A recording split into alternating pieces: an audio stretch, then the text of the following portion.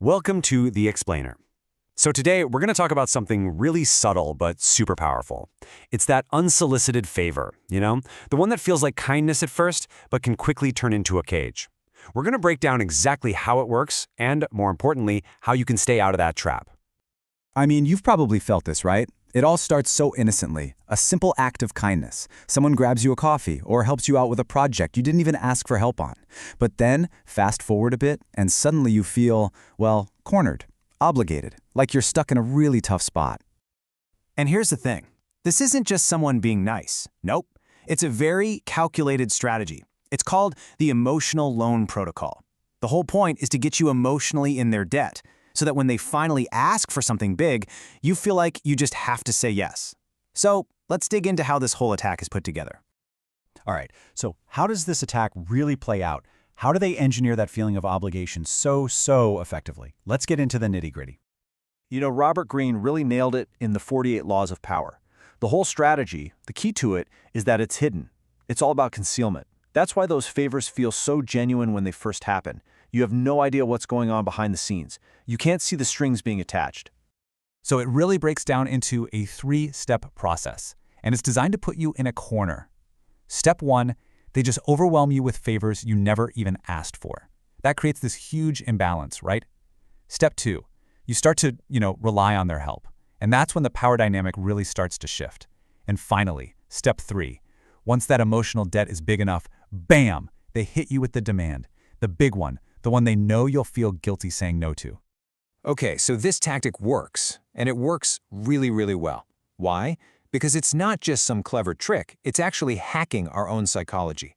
It's pushing buttons that are deeply wired into us. So let's look at the psychology behind why we fall for this every single time. So, why does a simple favor feel so heavy sometimes? You know that feeling of obligation? It's not just you imagining things. It is a super powerful, totally predictable human response. Let's unpack the psychological reasons that make even a small, unexpected gift feel like it weighs a ton. The behavioral economist Dan Ariely has done some amazing research on this. He points out that the word free is like an emotional hot button for our brains. The moment we see it, we act irrationally. We overvalue whatever is being offered. So that free favor, we see it as way more valuable than it really is. It's not really a gift, you see. It's bait, and our brain is just wired to snap it up. And this right here is the absolute master key to the whole thing. It's called the norm of reciprocity. Think about it. We are hardwired socially and psychologically to repay our debts. It's basically the glue that holds society together, right? But the emotional loan protocol, it takes that fundamental instinct and weaponizes it. It turns a social good into a personal trap. Okay, so we've seen the attack, we understand the psychology it's exploiting, so the million-dollar question is, what do we do about it? How do you defend yourself? I mean, you don't want to become a cynical person who distrusts every act of kindness, right? Well, there's an answer, and it lies in a different kind of protocol. The key here is a really simple but powerful countermove. Let's call it the transaction balance protocol. The rule is dead simple. Just keep the emotional ledger balanced. When someone does you a favor, you return one of similar value, and you do it as soon as you can. This way, you stop that emotional debt from ever building up in the first place. It's how you stay in control. And you can really see the difference it makes when you look at it side by side. The attack strategy is to just bury you under this pile of small, unexpected gifts, right? But the defense is to just break that chain immediately. They buy you a coffee? Great, you get the next one. It's that simple. By proactively keeping things balanced, they never get the chance to build up the leverage they need for that big, unreasonable ask later on. But you know what? There's actually a way to get out of this whole game of attack and defense. Instead of just thinking about how to block these moves, what if you could play a completely different game? A game that's all about authenticity and building real connections.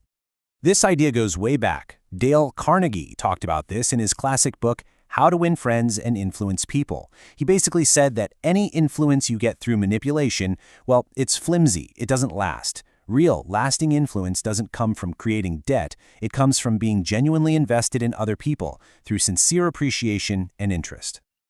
You can almost think of this as the Carnegie Shield.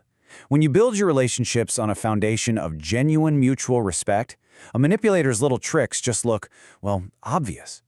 Their transactional favors suddenly seem really hollow and out of place. The whole attack just falls flat.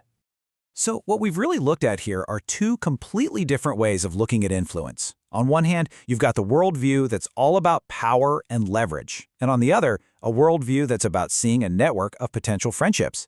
Let's really put them head to head. And this table just lays it all out perfectly.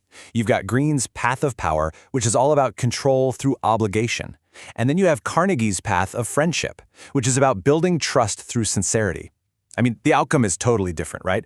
One gives you transactional leverage, the other gives you a real relationship. So what's the big takeaway here?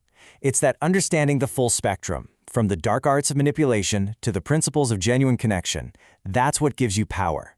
It gives you the power to spot when a tactic is being used on you, and maybe even more importantly, it lets you consciously choose what kind of person you want to be in your interactions with others. It's definitely a question worth thinking about, because at the end of the day, knowing that line, that's what keeps you in the driver's seat of your own decisions and your own relationships. Thanks for tuning in.